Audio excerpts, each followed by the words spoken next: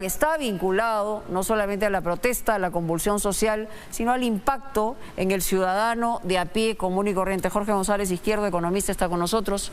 Le damos la bienvenida. Y el primer análisis es de la convulsión social, es decir, qué podemos sacar en limpio en términos de cuánta factura vamos a pagar. Jorge, ¿cómo está? Buenas noches, Mónica, muchas gracias por la invitación. Mira, ve.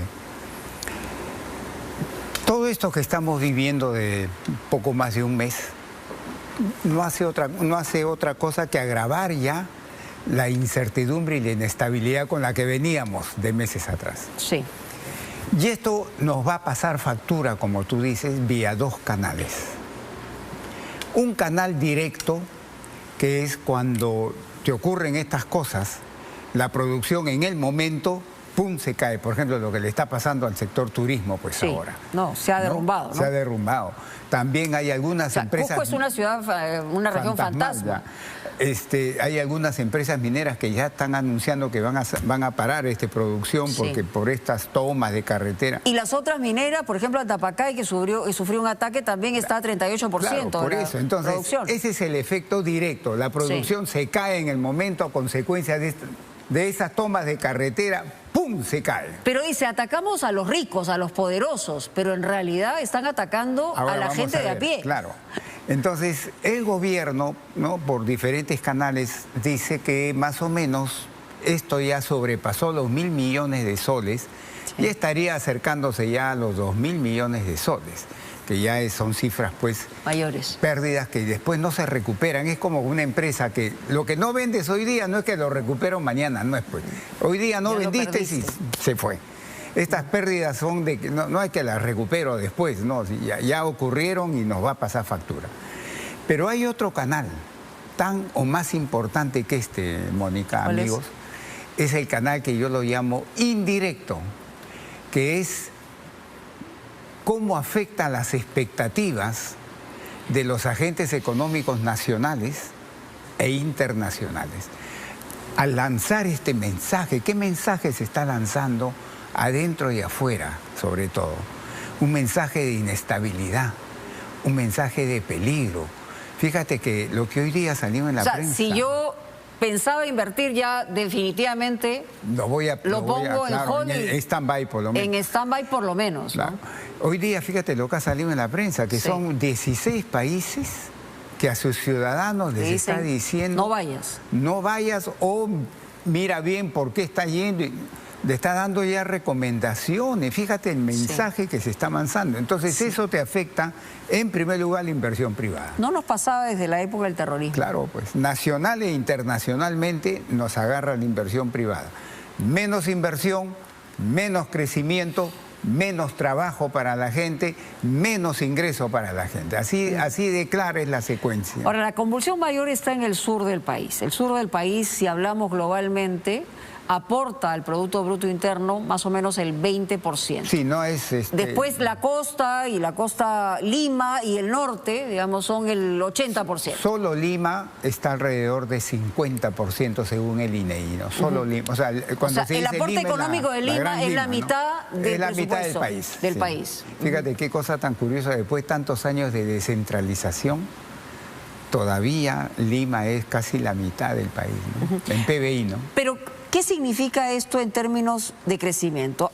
Dicen que en el primer trimestre podríamos decrecer en lugar de crecer mínimamente. ¿Esto es factible o no? Esto te va a afectar el crecimiento de la economía. Mira, en la medida que esto que estamos viviendo de hace un poco más de un mes se comience a prolongar y no vaya a ser, Mónica, que se engarce con el inicio de la campaña electoral para presidente y para Congreso.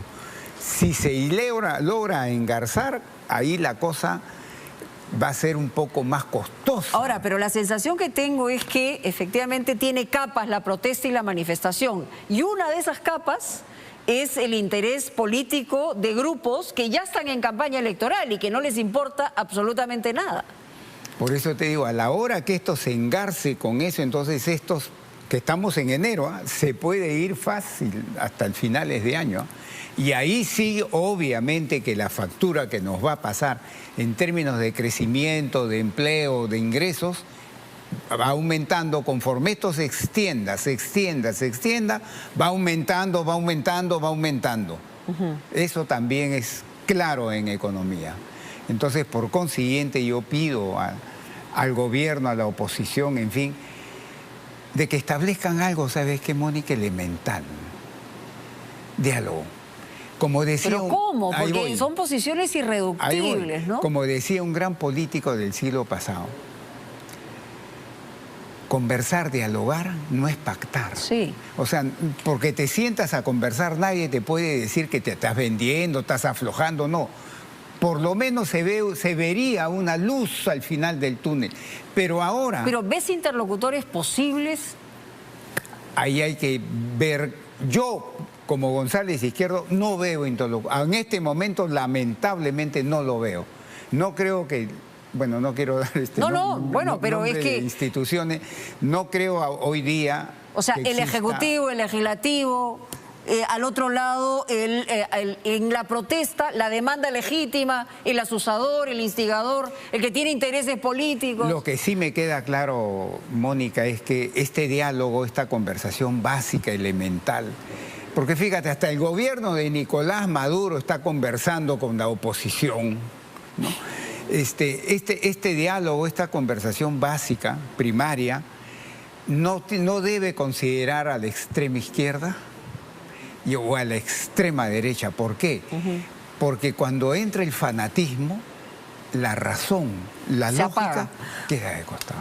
Y ahí no puedes conversar con ellos, no puedes dialogar. Tienes que... O sea, apartarlos, a los que polarizan, apartarlos. Así es, y conversar, dialogar con la gente que quiere al Perú, que quiere a nuestro país, que quiere sacarlo, que quiere levantarlo. Somos la mayoría, la gran mayoría.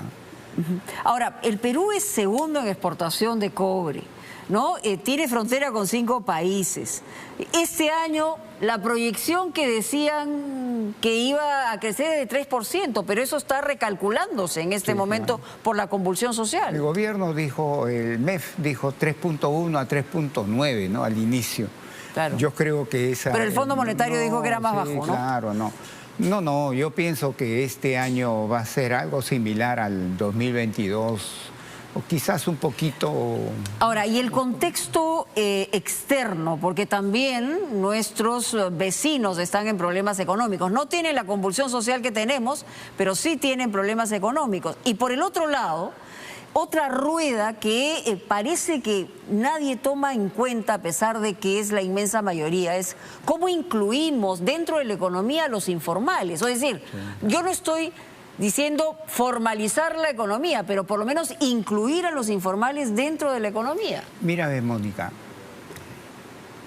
la inclusión es un problema lamentablemente de largo plazo. Eso no se hace en 6 meses, 12 meses, 18 meses. O sea, no puede ser eso no se hace. Una posibilidad. No. Eso te toma años hacer, porque tienes que hacer reformas profundas en la sociedad, educación, Estado, bueno, en fin, instituciones. Entonces eso te va. Lo que se puede hacer es, en el corto plazo, que es lo que interesa a ti y a los que nos están viendo, es armar una red de protección social eficiente, amplia, que hoy día no existe en el Perú. Ese es el primer paso que hay que dar para comenzar a incluir a la gente. Sí, pero por ejemplo, caso específico, acabamos de presentar un reportaje en Madre de Dios, está aislado, es decir, los precios, incluso el balón de gas ha llegado a costar entre 180 y 200 soles, es decir, por un lado desabastecimiento, por otro lado estamos hablando de inflación que va increciendo, que no se ha podido disminuir, estamos hablando de 9% de inflación en nuestro país. Hoy, bueno, 8 el año pasado, a diciembre, acabamos en 8.4, ¿no? La inflación promedio, pero la inflación de alimentos, por ejemplo, Mónica, fue mayor. Casi pasó un poquito el 15, casi el doble. O sea, y es en lo elemental. Y la gente dirá, ¿y por qué González Izquierdo se preocupa tanto de la inflación de alimentos? Porque golpea duramente a los que menos tienen. ¿Por qué? Porque las familias de menores ingresos, de su gasto mensual, destinan 40, 50% a esto. Hay gente que ha dejado de comer por lo menos una de las comidas del día. Y eso se ha incrementado también, no solamente con el tema de la convulsión social, sino de lo que veníamos arrastrando de la pandemia, sí, ¿no? Claro. O sea, se ha incrementado la pobreza, la vulnerabilidad y la extrema pobreza. Yo creo que el año 2022 la pobreza debe haber aumentado, la pobreza monetaria como se mide acá debe haber aumentado principalmente por la inflación. La inflación, ya llevamos 2 años de inflación relativamente alta. 2021 que cerró en 6,4%, 2022 que cerró en 8,4%. Y los ingresos no han subido a ese ritmo, sino la gente que me está mirando acaso le han subido el sueldo, amigos, 15, 20%. No, pues. Entonces, mientras los precios van en ascensor, los ingresos van por escalera. No, y a veces van al sótano. Siempre van o no suben, o no siempre suben. Están atrás. Entonces eso significa que el bienestar de todos hace esto. Y de los que menos tienen son los que más lo sienten.